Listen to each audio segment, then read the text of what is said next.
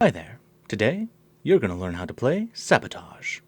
Sabotage is a board game for 2 to 4 players, facing off as two teams, the spies and the villains. The spies want to sneak through the villains' volcano fortress and hack their doomsday machines. They win if they hack the doomsday machines 8 times in total. The villains want to defend their doomsday machines and kill the spies. They win if they hit the spies 5 times in total. First, set up the game as described on page 1 of the rulebook. Normally a screen separates the two teams, but for this walkthrough, we'll remove it so you can see everything that's going on. Now, let's start playing.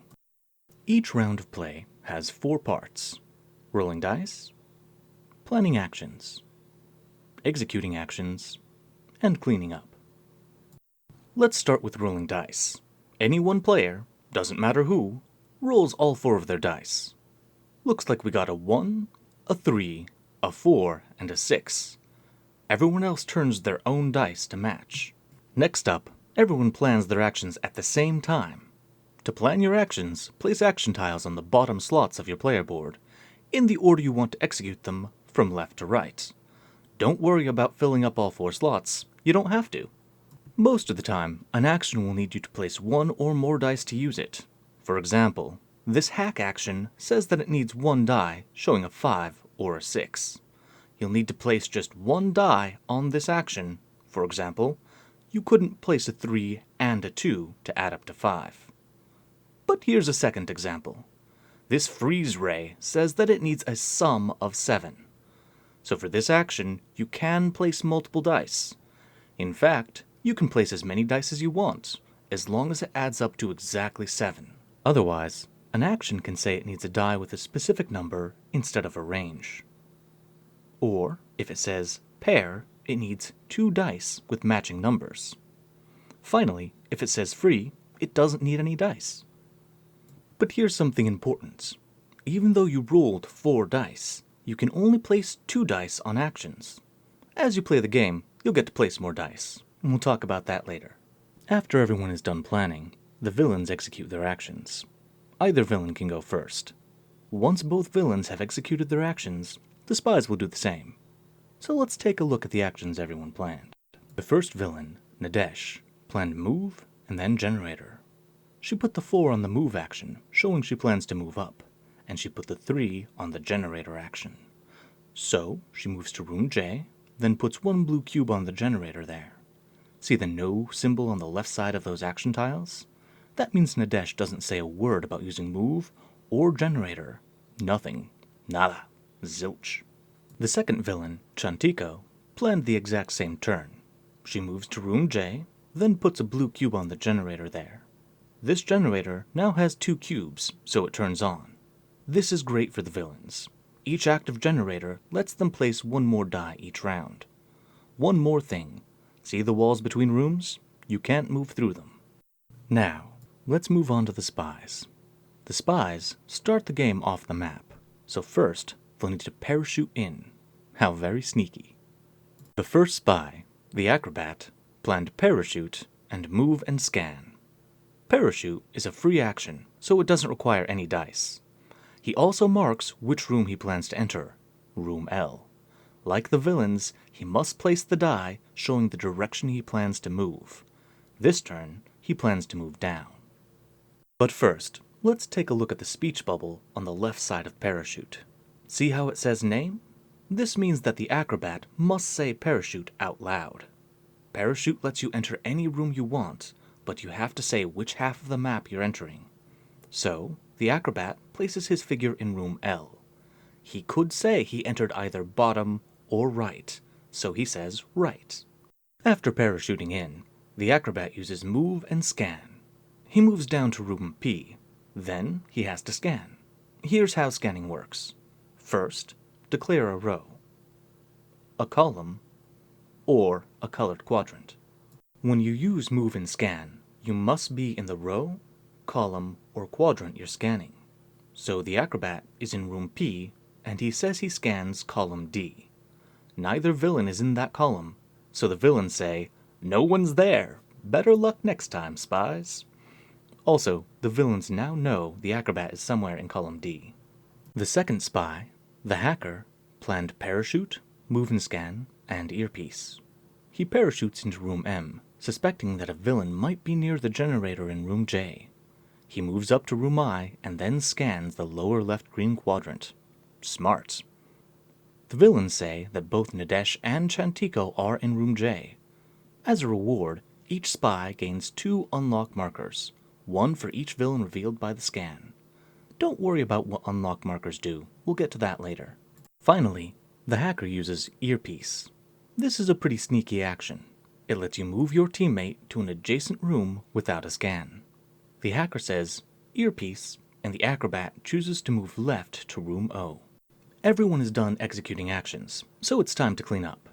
Each player takes back their action tiles and dice, and they must spend any unlock markers they have. Again, we'll talk about those later. So, what other actions could the players have taken? Well, both villains start with motion detector and stun gun. The motion detector works a little like scanning. You declare a row, a column, or a quadrant, but the spies only tell you the number of spies in that area. That's all you get. They do not say which rooms they are in or who is there. The stun gun lets you attack an adjacent room and, if you're lucky, hit a spy there. Remember how you can't move through walls? Well, you can't attack through walls either. If you do hit a spy, the spy is removed from the map immediately. They won't get to do their actions this turn, and they'll need to use parachute next round to get back on the map. Also, if the spies have placed any device tokens in the room you attacked, they get revealed and removed. Now let's talk about the spy's remaining action, hack. Basically, it lets you mess up the villain's stuff in your room. If there's a doomsday machine in your room, remove 1 red cube and give it to the villains. You're 1 step closer to winning. If there's a generator in your room, tell the villains to remove 1 of their blue cubes from it. If it was active, it turns off. Also, if the villains have placed any device tokens in the room you attacked, they get revealed and removed.